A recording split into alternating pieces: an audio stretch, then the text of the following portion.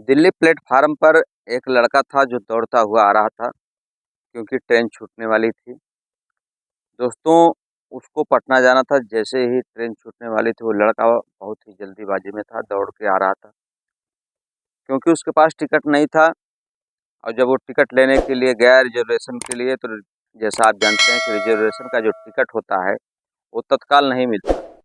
तो लड़का जो है जनरल टिकट लेके जनरल बोगी में चढ़ जाता है। जनरल बोगी में जब देखता है तो इतनी काफ़ी भीड़ थी कि वो लड़का बिल्कुल बर्दाश्त नहीं कर पाता, गर्मी अगले स्टेशन पे उतर जाता है।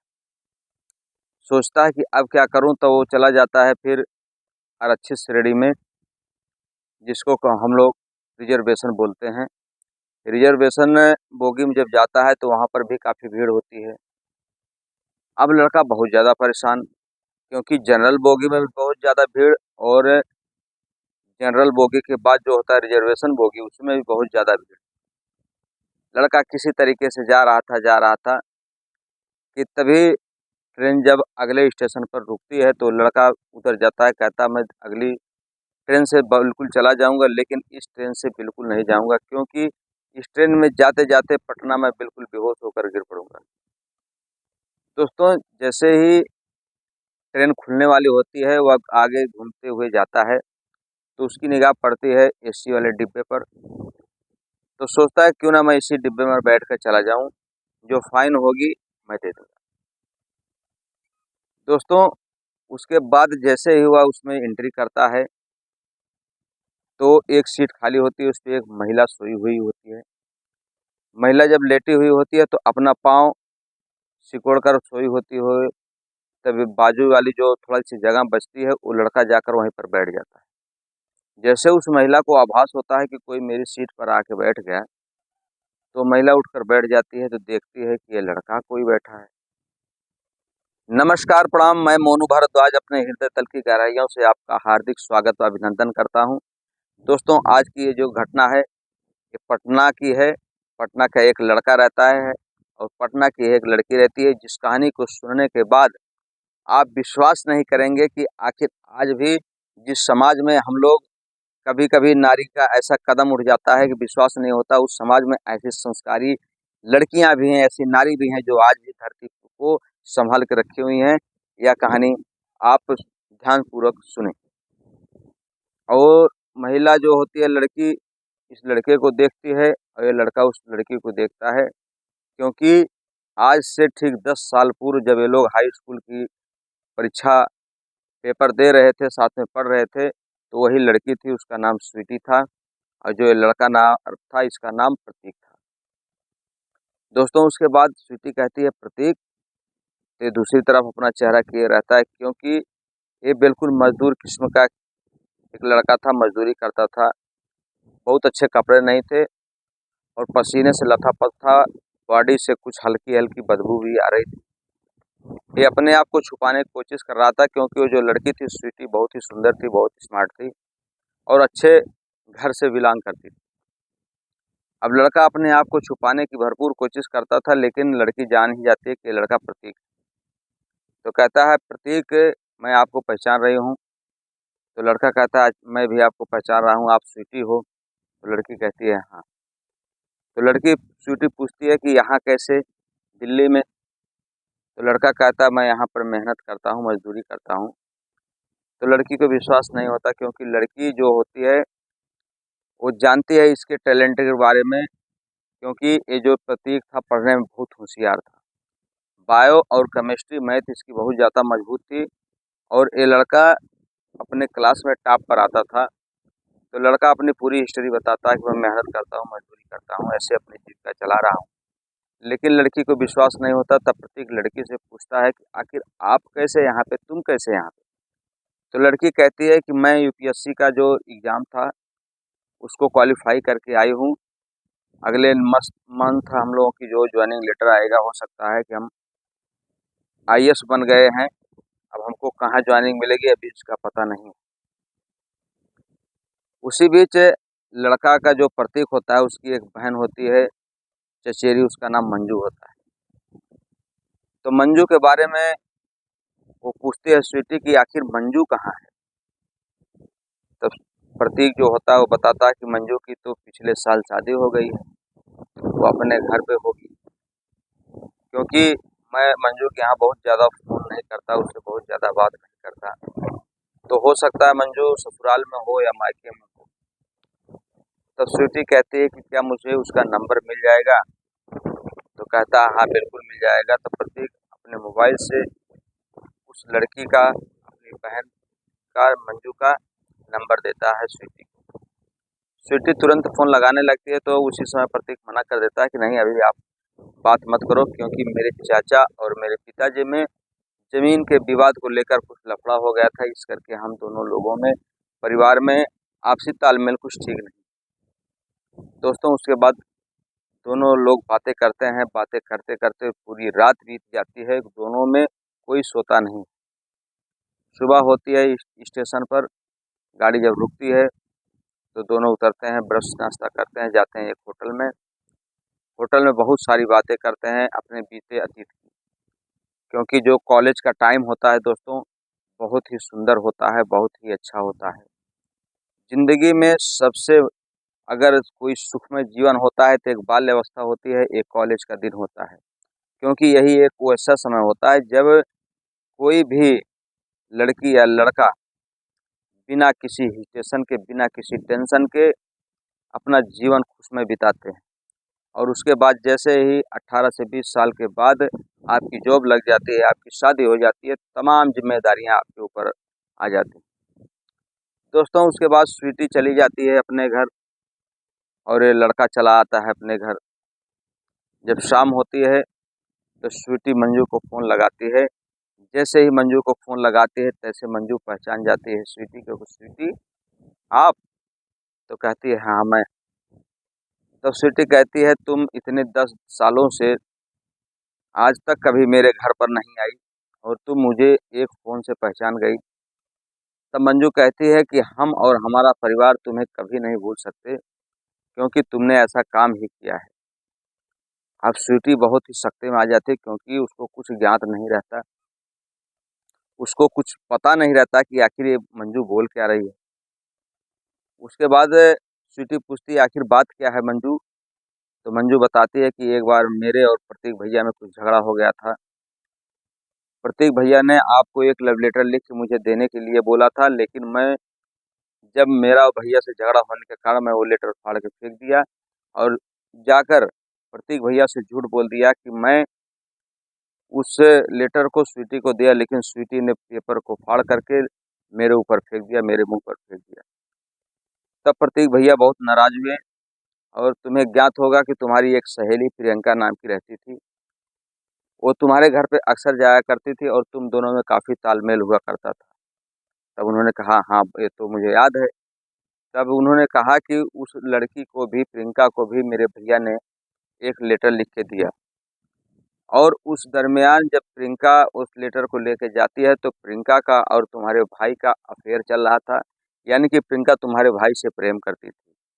और उस लेटर को ले जाके प्रियंका तुम्हें ना दे करके तुम्हारे भैया को दे दी, जिससे तुम्हारे भैया उसको पढ़कर आग बबूला हो गए और 2-4 लड़कों को लाकर प्रतीक भैया को बहुत बुरी तरीके से मारे।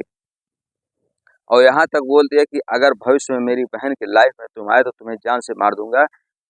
इस घटना से हमारे घर के लोग काफ़ी प्रभावित हुए, काफ़ी नाराज हुए और प्रतीक भैया का जो पढ़ाई लिखाई का सिलसिला था उसको तुड़वा दिए। और सही ढंग से कोई परिवार में उनसे बात नहीं करता था, क्योंकि पिताजी का कहना था कि तुमने हमारे बरसों की कमाई को एक पल में डुबा दिया। आज तक कोई ऐसा नहीं हुआ जो कि हमारे परिवार को बेइज्जत करके चला जाए, लेकिन तुम्हारी करतूत की वजह से आज हमारा समाज में बहुत बड़ी बेइज्जती हो रही है। उस दरमियान एक गांव का ही लड़का दिल्ली जा रहा था, प्रतीक भैया उसके साथ बोले भैया मुझे भी दिल्ली चलना है। उसके साथ चले गए और लगातार 3-4 साल रह गए दिल्ली में और काम करके, मेहनत करके, मजदूरी करके आज परिवार का भरण पोषण कर रहे हैं। जब इतनी बात स्वीटी सुनती है तो स्वीटी बहुत ही नाराज हो जाती है कि आखिर जो मेरी सहेली थी प्रियंका, प्रियंका ने मेरे साथ ऐसा क्यों किया, ऐसा अन्याय क्यों किया। और प्रियंका उसकी बहुत क्लोज फ्रेंड थी, प्रियंका से उसकी बातें चीतें होती रहती थी, तो वह प्रियंका को तुरंत फ़ोन लगाती है कि प्रियंका, एक बात मैं तुमसे पूछना चाहती हूँ और उम्मीद है कि तुम पूरी सच्चाई से बताओगी। तो प्रियंका से जब वह स्वीटी पूछती है तो स्वीटी की बात सुनकर प्रियंका बोलती है कि हाँ, ये बात सही है, इसमें कोई भी गलती नहीं है, क्योंकि मैं उस समय तुम्हारे भाई से प्यार करती थी और तुम्हारे भाई के प्यार में इतनी पागल हो गई थी कि मैं तुम्हारे प्यार को दरकिनार कर दिया, तुम्हारे प्यार को समझ नहीं पाई। दोस्तों, उसके बाद स्वीटी प्रियंका से बहुत नाराज हो जाती है और कहती है कि आज के बाद तुम मुझे कभी फ़ोन मत करना। दोस्तों, होली का महीना था, होली आने वाली थी, तो स्वीटी जो है फिर मंजू के पास फ़ोन करती है और कहती है कि तुम्हें मुझसे एक काम है मुझे। तो मंजू कहती है आखिर क्या काम है? कहती है कि मुझे प्रतीक का नंबर दे दो। जब प्रतीक का नंबर स्वीटी पूछती है तो मंजू कहती है कि आखिर फिर से दो हंसी हंसा की जोड़ी मिलने वाली है क्या? तो स्वीटी कहती है नहीं, ऐसी कोई बात नहीं है, बस उससे बात करना है मुझे। तो मंजू स्वीटी को नंबर देती है लड़की को। लड़की प्रतीक को फ़ोन करती है और कहती है कि मैं कुछ बातें तुमसे करना चाहती हूँ। प्रतीक भी बातें करता है, लेकिन स्वीटी खुलकर नहीं बोल पाती। तब प्रतीक ही बोल देता है कि कल होली है और मैं तुम्हारे साथ होली मनाना चाहता हूँ। तो जब स्वीटी वही बात सुनने को आतुर थी, क्योंकि वह प्रतीक से बहुत प्यार करती थी, तो एक जगह सुनिश्चित की जाती है। प्रतीक जाता है, बड़े सादर भाव से दोनों आपस में होली का जो त्यौहार होता है, बड़ी प्रेम से गले मिलते हैं, रंग लगाते हैं, गुलाल लगाते हैं, उसके बाद दोनों वापस आते हैं। दोस्तों, बात का सिलसिला धीरे धीरे कुछ ज़्यादा बढ़ने लगा। उसके बाद एक दिन ऐसा आता है कि लड़की को स्वीटी को ज्वाइनिंग लेटर लेने के लिए फिर दिल्ली जाना पड़ता है किसी कार्य से।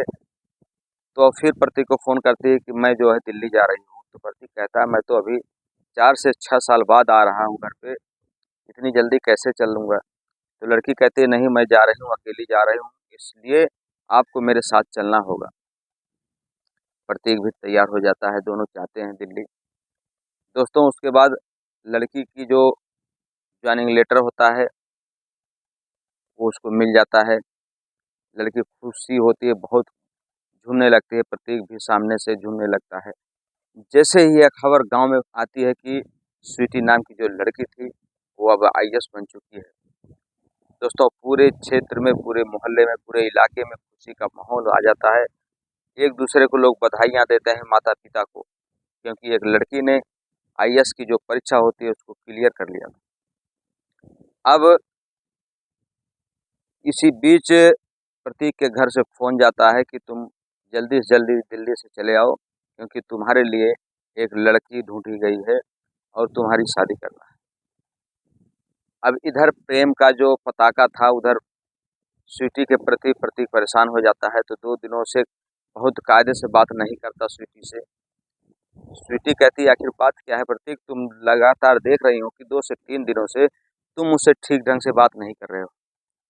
तो प्रतीक कहता है कि आखिर मेरे समझ में नहीं आ रहा है कि मैं कैसे बताऊं आपको कि मेरे दिल पे क्या बीत रही है।